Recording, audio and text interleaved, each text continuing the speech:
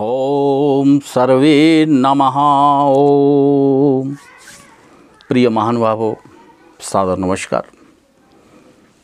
आप सभी के हृदय में विराजमान परमपिता परमेश्वर को सत सत नमन, सादर प्रणाम। मैं ब्रह्मर्षि विनीत ब्रह्मयोगी महाराज आज पुनः एक ब्रह्मर्षि विनीत नीत के एक नए अंक को लेकर आपके सामने उपस्थित हूँ।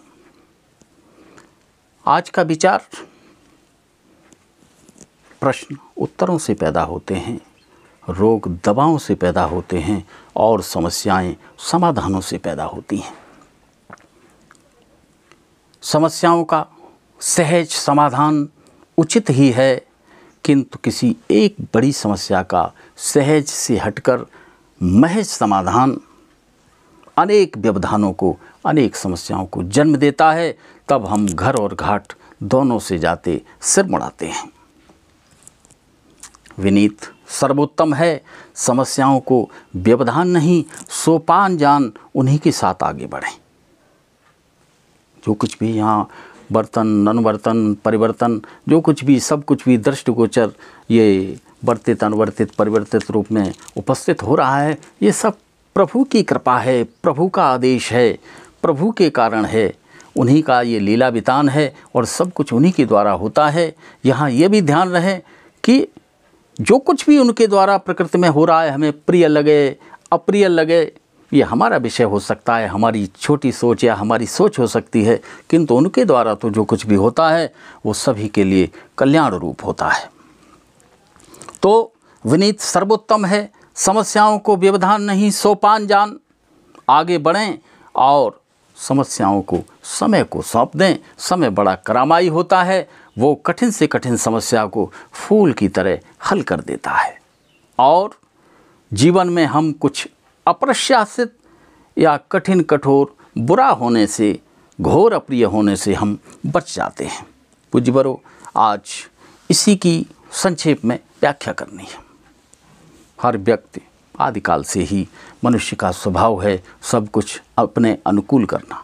जो सोचे, जो विचार करे वो प्राप्त हो जाए, और वो प्राप्त न हो तो फिर दुखी होना, आहत होना, अन्य तरह से सोचना।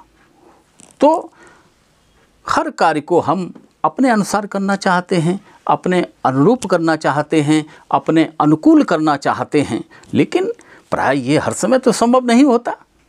आपका कार्य है, कुछ और लोग भी इसमें योगी सहयोगी होते होंगे, कोई भी है उसमें बहुत सारे परीक्षाएं होती हैं, परीक्षा में बहुत सारे कैंडिडेट होते हैं, पद 4 होते हैं, अपीयर होने वाले 40 हैं, तो फिर किसका भाग्य जागेगा? ये आवश्यक तो नहीं है कि आपका ही सिलेक्शन उसमें हो जाए और दूसरों का न हो। तो जहाँ जो होता है परमेश्वर के द्वारा है वो कल्याण रूप, लेकिन हमारी वृत्ति प्रवृत्ति भाव स्वभाव ऐसा है कि हम सब कुछ अपने अनुकूल कर लेना चाहते हैं। साथ ही साथ यदि सामान्यतः सहज प्रयास के साथ अगर हो जाता है तो बहुत अच्छी बात है, लेकिन यही नहीं, हमारा स्वभाव कुछ इस तरह का आज बना हुआ है कि हमने जो सोच लिया, जो मान लिया, जो ठान लिया, एन कैन प्रकारेण वो पूरा होना ही चाहिए। परिणाम ये होता है कि हम प्रयास भी उसी तरह के कर बैठते हैं, क्षमता से और दूर जाकर किसी का नुकसान होगा, कितना नुकसान होगा इसकी भी हम परवाह नहीं करते, हमारा काम, हमारा चुल्लू सीधा हो जाए। मसलन अब कोई व्यक्ति है, हमारे समाज में रहने वाला है, हमारा पड़ोसी हो सकता है, और हमारे कार्य क्षेत्र में कोई व्यक्ति रह रहा है, दबंग है, शक्तिशाली है, संपन्न है।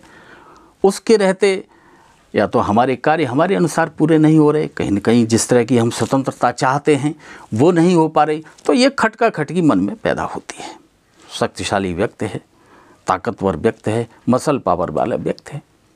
अब हुआ ये कि उससे हमारे कार्य तो उलझते हैं, हम इससे असंतुष्ट हैं, क्योंकि हमारा स्वभाव है हर काम हमारे अनुसार हो, सब कुछ हमें मिल जाए, हमें ही प्राप्त हो जाए।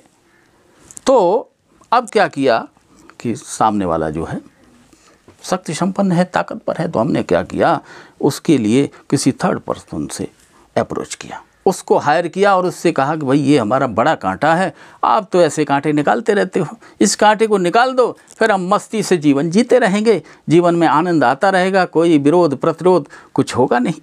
सामने वाला भी पेशेवर है, उसने कहा कि भाई ये प्राय होता है, तो उसी की मैं चर्चा कर रहा हूँ, सब हम लोग गाँव समाज से निकले हुए लोग हैं। तो अब हुआ क्या कि वो पेशेवर व्यक्ति है, उसने कहा कि भाई इतने लाख रुपए लगेंगे और ये कांटा हम निकाल देंगे। इन्होंने कहा चलो ठीक है, ये भी लेने देने वाले हैं, इधर से लेके उधर देने वाले, और इस तरह की सोच विचार वाले भी बहुत लोग हैं, इधर से लिया उधर दे दिया और कुछ इस तरह। तो उसको रुपए दिए, उसने कहा ठीक है आपका कांटा हम निकाल देते हैं। कुछ दिनों के बाद, 2-3 दिन बाद अवसर पाकर जो पेशेवर लोग हैं उन्होंने वो कांटा तो निकाल दिया, रास्ते से हटा दिया, काम खत्म हो गया। जिसको रुपए देने थे रुपए दिए, काम खत्म, अब हम स्वतंत्र हो गए, जो चाहे सो करें, अब कोई रोक टोक वाला नहीं। अब हुआ ये 2 साल 4 साल 6 साल हम तो सोच रहे थे कांटा निकल गया, काम खत्म हो गया, लेकिन हुआ कुछ ये, जो पेशेवर व्यक्ति था वो किसी दूसरे केस में धरा गया। पुलिस ले गई उठा के, खातेदारी हुई। जब खातेदारी हुई तो फिर बताया कि ये किया ये किया ये किया और एक वो भी किया। अच्छा वो कैसे किया? तो जो घटनाक्रम हुआ पूरा बताया, और बताने के बाद 8-9 साल तक काम होने के बाद पैसा भी खर्च किया, एन कैन प्रकारेण रहे, कोई सामने वाला न रहे, और उस हद तक भी पहुँचे। और जब 10 साल हुई, 10वीं साल में वो व्यक्ति पकड़ा गया तो पता लगा कि पुलिस गाड़ी लेके घर पे आ गई, बोले बैठो गाड़ी में चलो। फिर वहाँ खातिरदारी हुई, कोर्ट कचहरी के चक्कर हुए, सज़ा हुई। बेहतर ये था कि थोड़ा धैर्य कर लेते, संतोष रख लेते, समय पर समय की प्रतीक्षा कर लेते। ऐसे बहुत सारे काम हमारे जीवन में, बहुत सारे लोगों की इस तरह की आचरण देखने को मिलते हैं। तो ये उचित उक्ति नहीं है। श्रेष्ठ बनने के लिए जीवन है, संभलने के लिए जीवन है, सहज तरीके से सुचारू रूप से चलने के जीवन है, हम भी जिएं और दूसरे को जीने दें, इस भाव के साथ चलने के लिए भी तो जीवन है। धैर्य रखें, संतोष रखें, समय पर विश्वास करें, बहुत बड़ी विधा है, लेकिन प्राय ऐसा लोग नहीं करते। कुछ समस्याएं ऐसी हैं जिनको हम बड़े बड़े लक्ष्य तान लिए, अब बड़े लक्ष्य तान लिए तो अनुकूल हो नहीं रहा है, ये भी एक बड़ी समस्या होती है। पूज्य बरो मैं थोड़ा सा यहाँ जिक्र कुछ पुराने समय की ओर जा रहा हूँ। ज़्यादातर हर व्यक्ति चाहता है कि हर समस्या, हर काम हमारे अनुसार हो। जैसे थोड़े पुराने समय की बात है, नासा और दुनिया के बहुत सारे वैज्ञानिक लगे, उन्होंने कहा कि एनर्जी और मास का सीधा जो भी है ये संबंध है, तो इतनी ऊर्जा जो है सूर्य दे रहा है तो इसका तो क्षरण हो जाएगा, हजारों करोड़ों साल के बाद ये नष्ट हो जाएगा। तो बहुत सारे वैज्ञानिक इकट्ठे हुए नासा में और दुनिया की, और बहुत सारे डॉलर पे ऊपर डॉलर, 10 साल काम हुआ, सूर्य को बचाना है। कितना मिथ्या भ्रम था, सूर्य तो बचा ही हुआ था, पता ये लगा कि इसका तो लॉस ही नहीं हो रहा है, कुछ बचाएं किसको।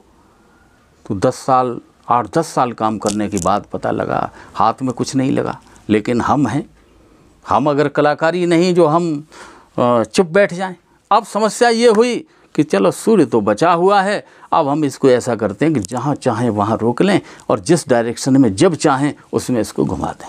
फिर 4-6 साल इस पर लगे रहे, वहाँ भी कुछ हाथ नहीं आया।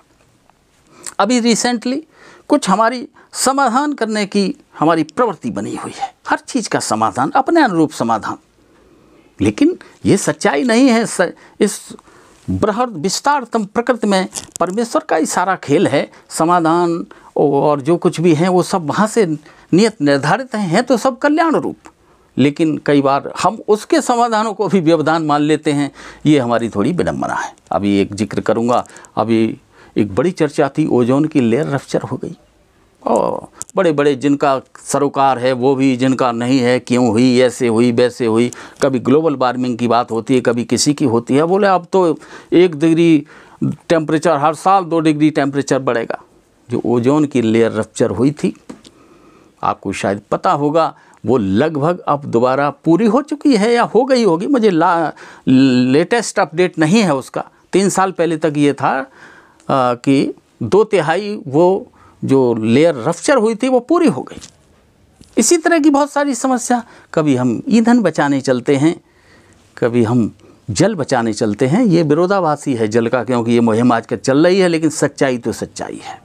कभी हम ईंधन बचाने चलते हैं, कभी हम जल बचाने चलते हैं, कभी बोलते हैं ग्लोबल वार्मिंग। फिर पता लगा कि अक्टूबर तक, नवंबर तक सर्दी नहीं पड़ी, तो फिर बयानबाजी शुरू हो गई इधर से उधर से। लेकिन पता ये लगा कि दिसंबर आते आते सारी दुनिया ऐसी सिहरी कि अप्रैल तक सिहरती ही रही, जाम हो गया पूरा विश्व। न जाने कहाँ चले गए वो बयानवीर। तो प्रकृति जो है असीमित संभावना वाली है। 84 लाख योनियों में से कोई भी एक योनि, बड़े बड़े बृहत्तम शरीर वाले जीव इस संसार से चले गए, वो तो विलुप्त हो गए, लेकिन प्रकृति यथावत है। मनुष्य भी चाहकर चाहे कितने भी परमाणु बम बना लो, चाहे कोई बम बना लो, मैं पूरी आश्वस्तता के साथ, मेरा मनन चिंतन मनन जो कुछ अब तक रहा है उसके सार सूत्र के अनुसार बोल रहा हूँ कि कोई भी जीव, मनुष्य ही क्यों न हो, उसका कोई भी प्रयास इस प्रकृति का कभी भी बाल बांका नहीं कर सकता है। आज आवश्यकता ये है कि जहाँ हमारी जनसंख्या बढ़ी हुई है तो प्रकृति अपना संतुलन बनाती है, और उसके संतुलन के आगे हमारी एक भी युक्ति प्रयुक्ति नहीं चलेगी, एक भी युक्ति प्रयुक्ति नहीं चलेगी। और इसी के क्रम में जो विभिन्न प्रकार की घटनाएं बड़े लेवल की हो रही हैं, अप्रिय तो लगती हैं, हमारे आसपास हों तो हमें अप्रिय लगती हैं, लेकिन वहाँ से ये संतुलन का हिस्सा है। तो हम कुछ बिगाड़ प्रकृति का नहीं सकते, अननेसेसरी अनावश्यक रूप से इन चीज़ों में न उलझें ज़्यादा तो ज़्यादा बेहतर है। और जो सहज समस्याएं हैं उनको हम हल करें, ये हमारी स्वतंत्रता है। एक दृष्टि में शायद ये अधिकार भी हो सकता है, लेकिन जो कठिन समस्याएं हैं उनको एन प्रकार किसी भी कीमत पर जाकर हल करने का प्रयास करके बहुत सारी समस्याओं को जन्म न दें, इससे बचें, उनको समय पर छोड़ें, और समय जो है कठिन प्रश्नों का, कठिन समस्याओं का समाधान कर लेगा। तो एक इसी के साथ जुड़ा हुआ एक और सूत्र, सत्य शाश्वत सहज सुंदर संसार में, शुद्ध पावन परम पूर्ण हर सार है। तूल दे तोड़ो मत विनीत सतमूल को, प्रभु को पाना अगर पार भवसार है। प्रभु को पाना अगर पार भवसार है। कई बार हम ऐसा खेल करते हैं, रस्सी का सांप बना लिया, फिर उसमें विष की कल्पना की और उस विष से, विषाक्त सर्प से काट लेने की कल्पना की, और फिर कई बार ऐसा होता है कि वहीं राम नाम सत्य भी हो गया। पता ये लगा कि सर्प वहाँ था ही नहीं, कोई रस्सी पड़ी थी, किसी मच्छर ने काट लिया, लगा ये कि रस्सी देखी, बोले सर्प है, काट लिया तो सर्प ने काट लिया, हो विष चढ़ने लगा, और विष चढ़ने लगा तो आदमी तो ख़त्म हो गया। जब वहाँ मेडिकल वगैरह होता है, पोस्टमार्टम होता है, पता लगता है शरीर में कोई विषाक्तता ही नहीं थी। जब ठीक से खोज खबर की गई तो वहाँ निकली रस्सी। ये हमारा दिनचर्या का हिस्सा बन गया है। तो इनसे हमें बचना होगा, अनावश्यक जो है उससे बचना होगा, तूल नहीं देना है। प्रकृति के अंदर, सृष्टि के अंदर जो कुछ भी है सब सतमूल है, सत्य और असत्य। असत्य से एक असत्य कर दिया और एक सत्य कर दिया, यहाँ कुछ भी नहीं है, ऐसा कुछ नहीं है। तो इससे बचना है, कठिन प्रश्नों को समय को देना है, सहज जीवन को रखना है, स्वयं भी जीना है और दूसरे को जीने देना है। इसी के साथ आज के इस अंक में आप सभी से विदा लेते हुए अगले अंक में फिर मिलते हैं। ओम शांति ही शांति ही शांति ही।